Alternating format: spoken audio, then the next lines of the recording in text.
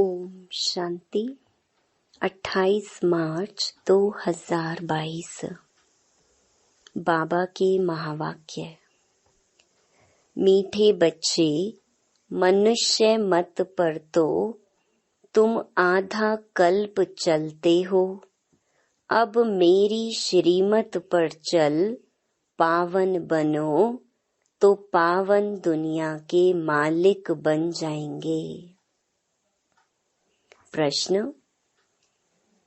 बेहद का बाप बच्चों को कौन सी आशीर्वाद देते हैं और वह आशीर्वाद किन्हों को प्राप्त होती है?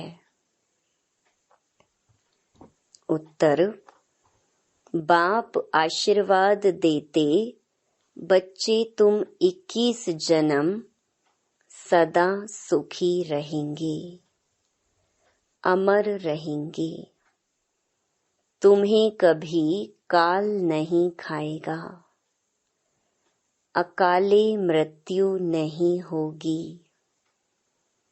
कामधेनु माता तुम्हारी सब मनोकामनाएं पूर्ण कर देगी, परंतु तुम्हें इस विष विकार को छोड़ना पड़ेगा।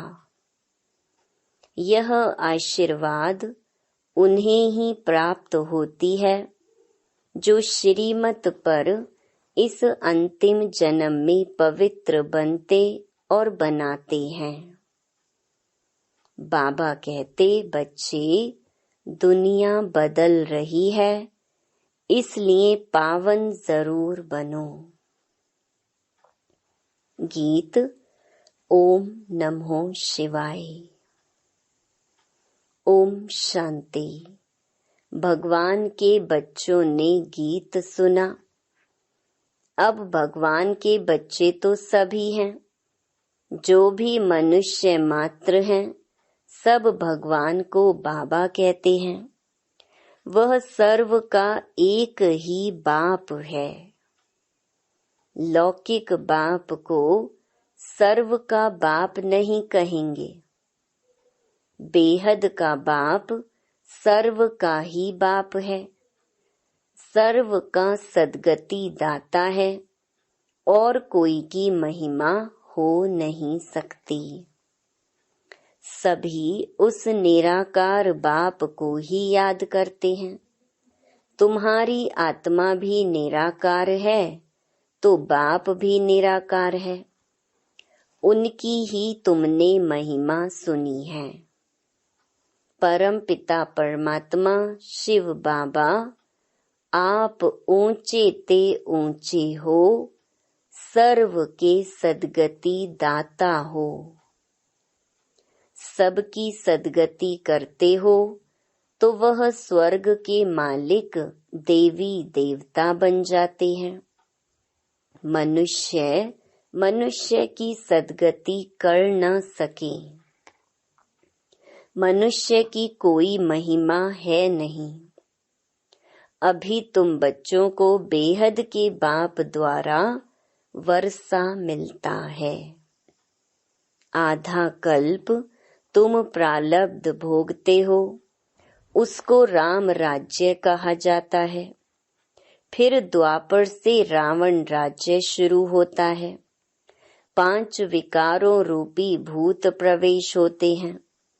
जैसे वह भूत अशुद्ध आत्मा जिसमें प्रवेश करते हैं तो वह बेताला बन जाता है, वैसे इन भूतों में नंबर 1 भूत काम महाशत्रु है। आधा कल्प इस भूत ने तुमको बहुत दुखी किया है। अब इन पर जीत प्राप्त कर पवित्र बनो तो पवित्र दुनिया के मालिक बन जाएंगे। बाप ही सबसे प्रतिज्ञा कराते हैं। बाप कहते हैं, तुम पावन बनने की राखी बांधो तो 21 जन्म के लिए स्वर्ग पवित्र दुनिया के तुम मालिक बन जाएंगे। मैं आया हूँ पतितों को पावन बनाने। भारत पावन था जब देवी देवताओं का राज्य था। नाम ही सुख धाम था, अभी है दुख धाम। एक तो काम कटारी चलाते हैं, दूसरा लड़ते झगड़ते रहते हैं। देखो कितना दुख है। बाप आते ही हैं संगम पर। यह है कल्याणकारी संगम युग। तुम बच्चे सुख धाम में चलने के लिए अपना कल्याण करने आए हो। बाप कहते हैं अब मेरी श्रीमत पर चलो। मनुष्य मत पर तो तुम आधा कल्प चलते रहे। सद्गति दाता तो एक बाप ही है। उनकी श्रीमत से ही तुम स्वर्ग के मालिक बन जाते हो। बाकी यह शास्त्र तो पढ़ते पढ़ते अब कलयुग का अंत आ गया है। तमो प्रधान बन गए हैं। अपने को ईश्वर कहलाकर अपनी ही बैठ पूजा कराते हैं।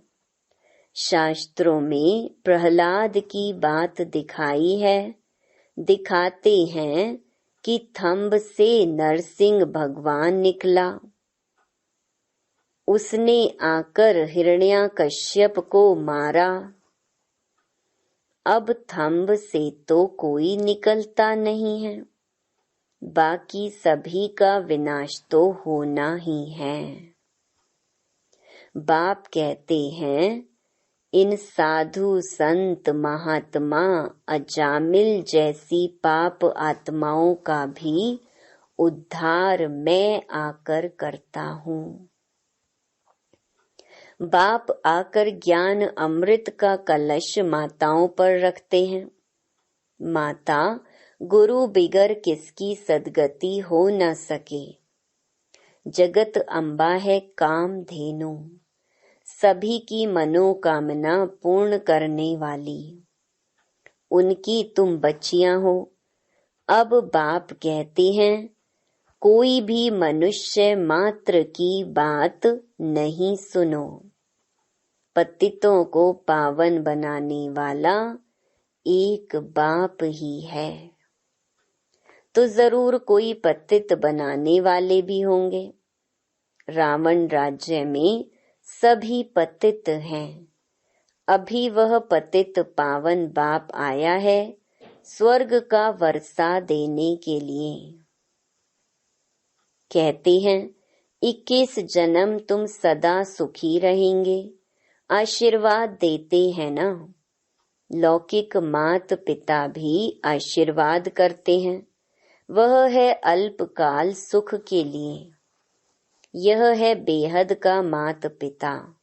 कहते हैं बच्चे तुम सदैव अमर रहो। वहां तुमको काल नहीं खाएगा। अकाले मृत्यु नहीं होगा। सदा सुखी रहेंगे। कामधेनु माता तुम्हारी सर्व कामनाएं पूर्ण करती है। सिर्फ विष को छोड़ना होगा, क्योंकि अपवित्र तो वहां चल नहीं सकेंगे। बाप कहते हैं मैं तुमको वापस ले चलने आया हूँ। सिर्फ पावन बनो। ऐसे नहीं कि बच्चे की शादी करानी है। ना अपने को पतित करना है, ना दूसरों को पतित होने देना है। इस मृत्यु लोक में अंतिम जन्म पवित्र जरूर बनना है। तब अमर लोक चलेंगे। बाप बैठ आत्माओं को समझाते हैं आत्मा ही धारण करती है। बाप कहते हैं तुम हमारे बच्चे हो। तुम आत्माएं परम धाम में रहती थीं। अब फिर ले चलने आया हूँ। जो पवित्र बनेंगे उनको साथ ले चलूंगा। फिर वहां से तुमको स्वर्ग में भेज दूंगा। मीरा ने भी विष का त्याग किया तो उनका नाम कितना बाला है।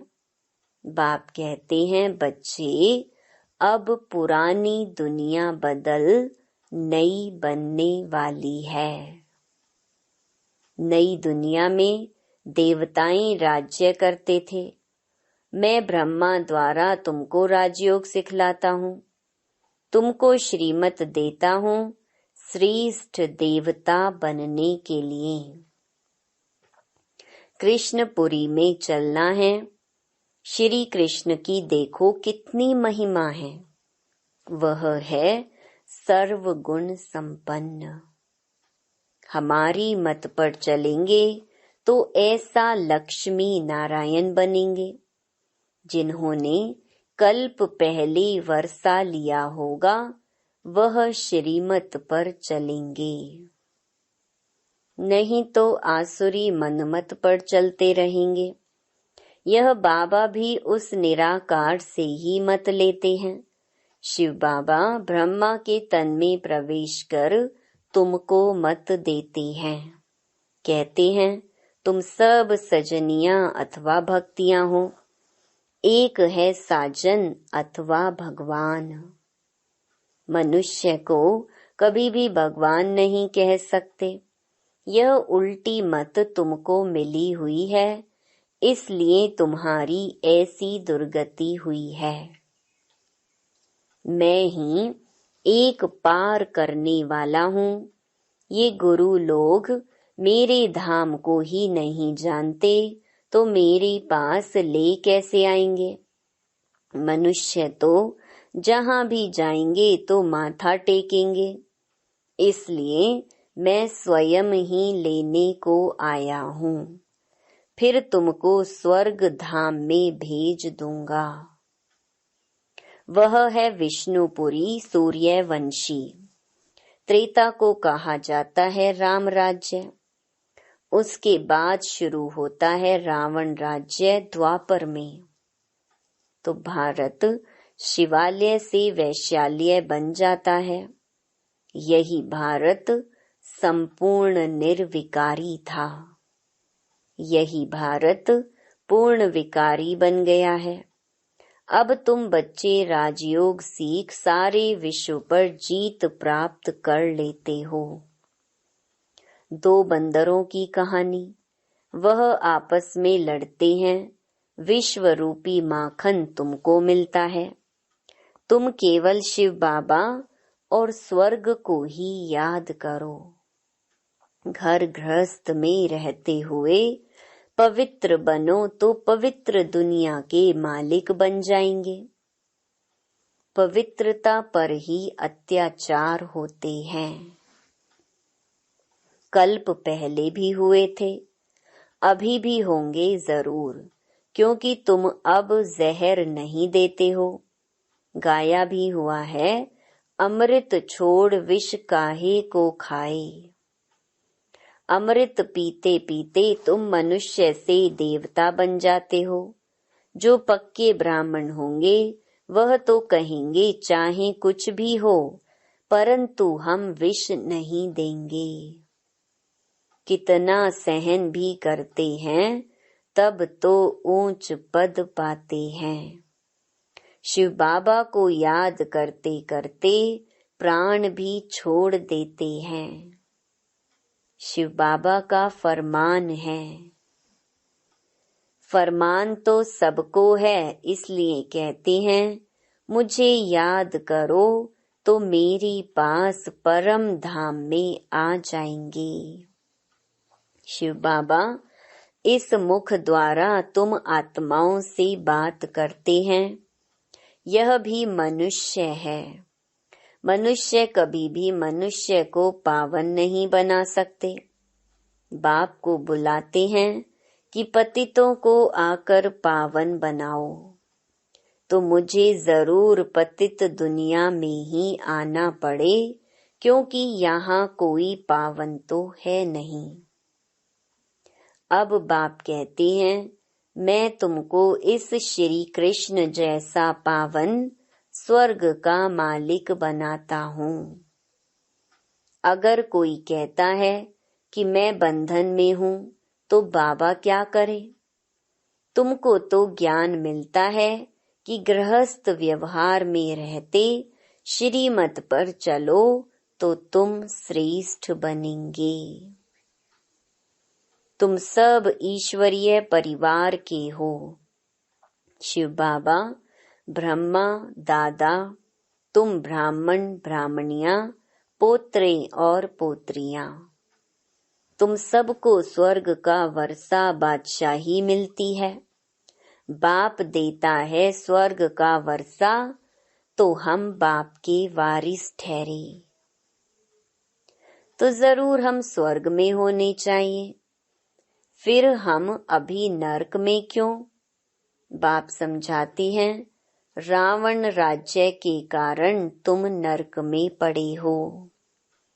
अब मैं आया हूँ तुमको स्वर्ग में ले चलने के लिए। बाप है खिवैया, सबको उस पार ले जाते हैं। श्री कृष्ण कोई सबका बाप नहीं है, याद एक को ही करना है। अनेकों को याद करना माना भक्ति मार्ग। एक बाप को याद करेंगे तो अंतमति सोगति हो जाएगी। एक बाप की ही श्रीमत गाई हुई है, ना कि अनेक गुरु गोसाइयों की।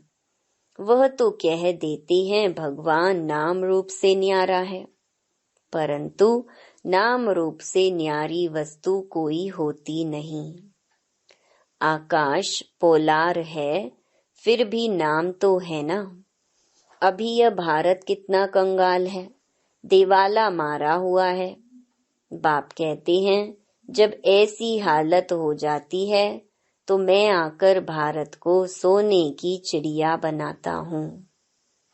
भंबोर को आग तो लगनी ही है, पुरानी दुनिया सारी खलास हो, नई बनेगी।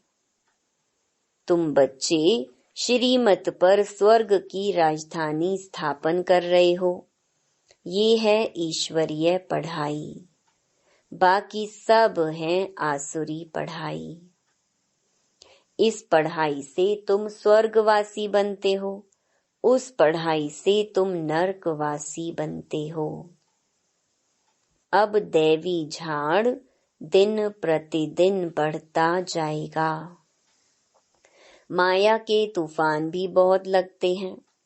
तब बाप कहते हैं ये है दुख धाम। अब तुम मुझे याद करो, परम धाम को याद करो और सुख धाम को याद करो, तो बेड़ा पार हो जाएगा। बाप आते हैं दुख धाम से शांति धाम में ले जाने के लिए, फिर सुख धाम में भेज देंगे। अब दुख धाम को भूलते जाओ, बाप और वर्षे को याद करो। अच्छा, मीठे मीठे सिकिलधे बच्चों प्रति मात पिता बाप दादा का याद प्यार और गुड मॉर्निंग। रूहानी बाप की रूहानी बच्चों को नमस्ते। धारणा के लिए मुख्य सार। पहला, ज्ञान और योग से अपने बंधनों को काटना है। इस दुख धाम को भूल शांति धाम और सुख धाम को याद करना है। दूसरा, कुछ सहन करना पड़े, प्राण भी त्यागने पड़े, तो भी बाप ने जो पावन बनने का फरमान किया है उस पर चलना ही है। पतित कभी नहीं बनना है। वरदान, ब्राह्मण सो फरिश्ता, सो जीवन मुक्त देवता बनने वाले, सर्व आकर्षण मुक्त भव। संगम युग पर ब्राह्मणों को ब्राह्मण से फरिश्ता बनना है। फरिश्ता अर्थात जिसका पुरानी दुनिया, पुराने संस्कार, पुरानी देह के प्रति कोई भी आकर्षण का रिश्ता नहीं, तीनों से मुक्त। इसीलिए ड्रामा में पहले मुक्ति का वर्षा है, फिर जीवन मुक्ति का। तो फरिश्ता अर्थात मुक्त और मुक्त फरिश्ता ही जीवन मुक्त देवता बनेंगे। जब ऐसे ब्राह्मण सो सर्व आकर्षण मुक्त फरिश्ता सो देवता बनो, तब प्रकृति भी दिल व जान, सिक व प्रेम से आप सबकी सेवा करेगी। स्लोगन: अपने संस्कारों को इजी सरल बना दो तो सब कार्य इजी हो जाएंगे।